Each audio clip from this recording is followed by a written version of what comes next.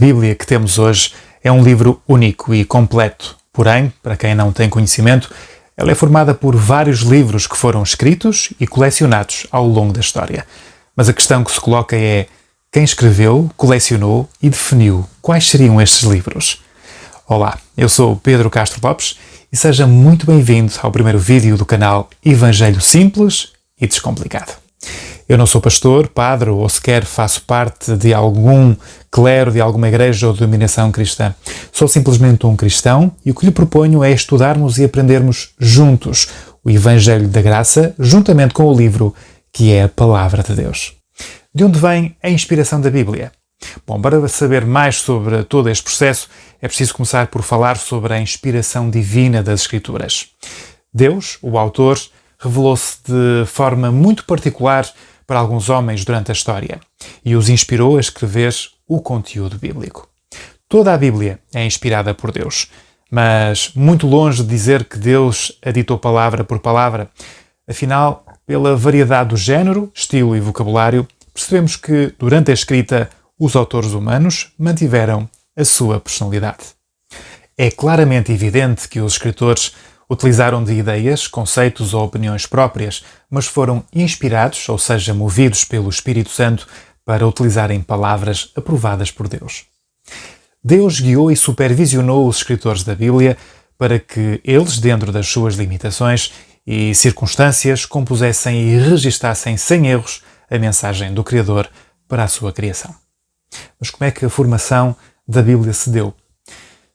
Se os povos antigos não sabiam qual seria o desfecho da história bíblica e não conheciam a Bíblia como nós conhecemos hoje, como é que eles poderiam, desta feita, definir quais os livros que fariam parte dela ou não? Este processo é conhecido como a formação do cânon sagrado. E como não podia ser diferente, contou com a providência divina para a recruta de homens conscientes e piedosos para identificar e preservar os livros inspirados. Vamos começar pelo Antigo Testamento.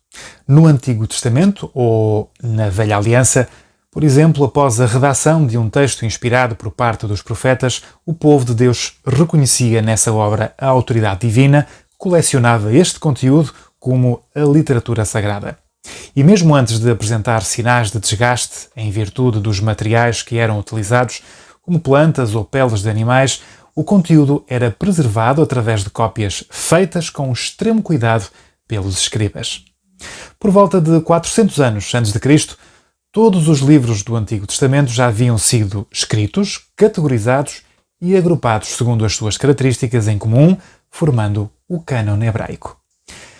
O período interbíblico, após esta data na história da humanidade, houve este período de 400 anos entre o Antigo e o Novo Testamento, onde vários outros livros foram escritos, dentre eles os livros apócrifos e deuterocanónicos, que têm a sua inspiração divina rejeitada pelos judeus e cristãos protestantes, mas aceite pelos católicos.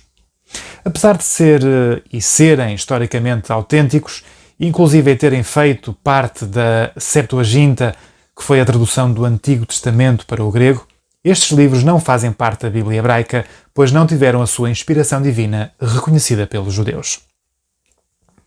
A verdade é, porém, que questões históricas, metodológicas e tradição, a Igreja Católica incluiu estes livros no seu cânon sagrado, enquanto os protestantes permaneceram com o mesmo conteúdo do cânon hebraico.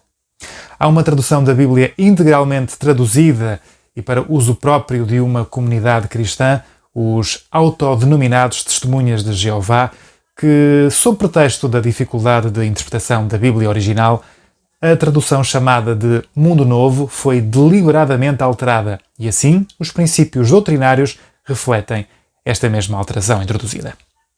Vamos nos focar no Novo Testamento.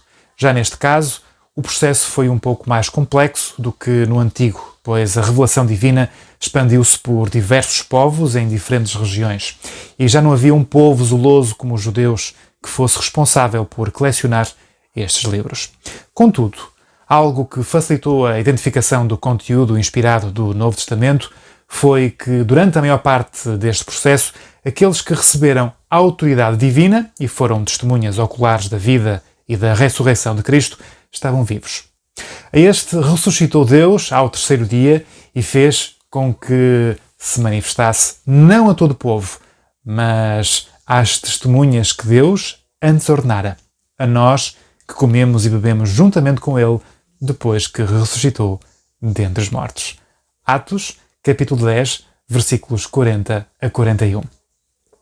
E foi principalmente por recomendação dos apóstolos que, desde o princípio, os cristãos tinham a preocupação em identificar, reunir e preservar os escritos inspirados, porque inclusive serviam como base doutrinária para as igrejas. Afinal, diversos ensinamentos falsos a respeito de Jesus Cristo começaram a circular na época, exigindo que os cristãos fossem extremamente cautelosos ao receber ensinamentos e doutrinas. Sendo assim, antes mesmo da promulgação oficial do cânon do Novo Testamento, em meados do século IV, os livros inspirados já eram devidamente identificados pelas comunidades cristãs. Como temos hoje a Bíblia completa. Resumindo, a unanimidade no reconhecimento da inspiração divina da Bíblia está em 66 livros, 39 no Antigo Testamento, escrito em hebraico e com pequenos trechos em aramaico, e 27 no Novo Testamento, escrito em grego. Além da inspiração e do cuidado de Deus em preservar o seu conteúdo, a evidência de que a Bíblia que temos hoje, com começo, meio e fim, é a completa palavra de Deus, está também em outras 3 consequências dessa inspiração: a unidade, a infalibilidade e a revelação. Então, quais são estas consequências da inspiração divina da Bíblia? Vamos começar pelaquela que eu há pouco disse, a primeira, a unidade. A inspiração divina faz com que a Bíblia, mesmo que construída por vários livros e autores diferentes, forme uma unidade completa. Isso jamais seria resultado de uma feliz coincidência e certamente esta estava fora ao alcance dos autores humanos. Um exemplo dessa unidade é que, de Gênesis a Apocalipse, a Bíblia aponta um grande e mesmo problema que separa o homem de Deus: o pecado. E, aos poucos, revela uma única e mesma solução para este problema: a redenção em Jesus Cristo. A Bíblia toda é a palavra de Deus, e não apenas trechos isolados. Até mesmo o Antigo e o Novo Testamento, separados um do outro, não podem ser considerados como a completa palavra de Deus. E a principal razão que apontamos para isso é que a Bíblia interpreta-se a si mesma. Toda e qualquer passagem bíblica deve ser analisada à luz de todo o restante da Bíblia. E nenhuma doutrina cristã deve ser considerada verdadeiramente bíblica até que se analise tudo o que a Bíblia inteira diz sobre essa mesma doutrina. É de vital importância que, quando nos derem um versículo bíblico e possamos contextualizar e integrar em todo o contexto da passagem bíblica, possamos de facto confirmar essa doutrina. Segundo ponto, a infalibilidade da Bíblia. Outra consequência da inspiração bíblica é a infalibilidade. Se a Bíblia é inspirada por Deus, e Ele certamente não erra, logo, os seus escritos originais, a Bíblia não pode conter erros de qualquer natureza. Afinal, se existirem erros, sejam pequenos ou grandes, como podemos ter a certeza de que o nosso entendimento sobre Deus, Jesus Cristo e a vontade divina estão corretos? Negar a veracidade de qualquer relato bíblico tornaria todas as outras doutrinas questionáveis. Porque então muitos encontram supostos erros na Bíblia? Simplesmente porque não entendem, pelo menos, 7 pontos que envolvem a literatura bíblica. O primeiro ponto é a utilização de uma linguagem de aparência. Para descrever certos fenómenos da natureza, como o levantar do sol ou o cair das estrelas, por exemplo, o segundo é o uso do antropomorfismo e de parábolas, que são recursos para que o homem entenda coisas espirituais através da comparação com coisas naturais. O terceiro é que, ao citar passagens antigas, a Bíblia utiliza paráfrases, sem a intenção de transcrever palavra por palavra.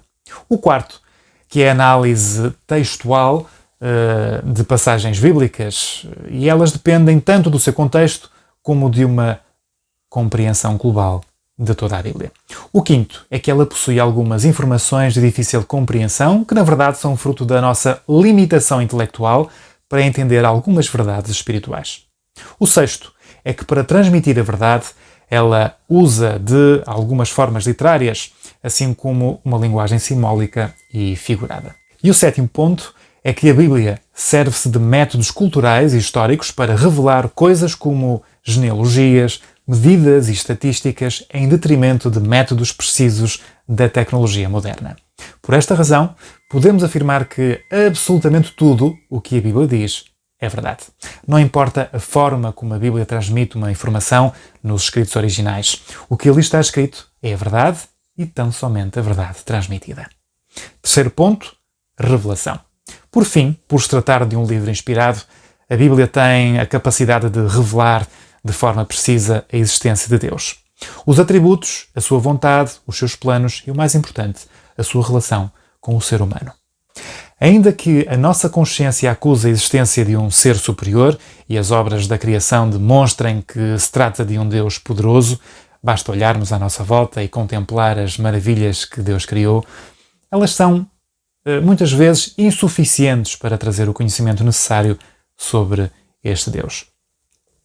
Diante da enormíssima oferta de religiões pelo mundo, cristãs ou não, e da carência do ser humano por algo que explica a sua existência, a possibilidade de se confundir diante de tantos caminhos a fim de encontrar a Deus é enorme.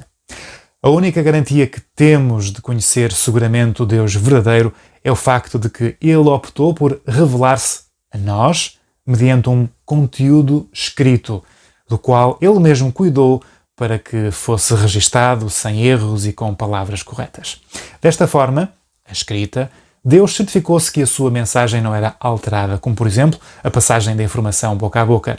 Jesus, sendo a segunda pessoa da Trindade, afirmou: "O céu e a terra passarão, mas as minhas palavras não hão de passar." Em jeito de conclusão, nenhum outro meio, nada além da Bíblia, permite que o ser humano encontre verdadeiramente a Deus e conheça a salvação que há em Jesus Cristo. E tudo isto só é possível pelo facto da Bíblia ser um livro divinamente inspirado. Termino convidando-o a conhecer o Deus verdadeiro que há e que se quer revelar. E que o ama profundamente e que está perto e nunca o abandona, por mais difícil a situação que esteja a vivenciar. Não falo de uma religião ou de uma igreja ou tampouco frequentar um curso de teologia. Proponho que conheça a Bíblia, aquele que é o centro de toda a Bíblia. Conheça o homem que é Deus. Leia a sua palavra. Viva a sua vida olhando-a de uma outra perspectiva, totalmente diferente e modificada. Leia a Bíblia e a palavra que nela contém, que é a palavra do Deus vivo. Há muitas traduções da Bíblia, mas pode fazer-me esta pergunta: qual é aquela tradução que possa seguir, ou aquela tradução que seja mais fiel? Bom, quando nós conhecemos realmente a Deus, depois de ter sido salvos por Cristo, e sabemos o quanto custou entregar o seu Filho para morrer e salvar criaturas perdidas pelo pecado, como eu e você, descansamos na certeza de que Deus é fiel. E um dos aspectos desta certeza é que todo aquele que nele crer não será confundido, como diz em Romanos, capítulo 10, versículo 11. Portanto, o próprio Deus não iria permitir que ficássemos sem um norte, sem uma escritura fiel o suficiente para o conhecermos verdadeiramente. Fique com Deus e eu volto a contar consigo no próximo vídeo. Até lá!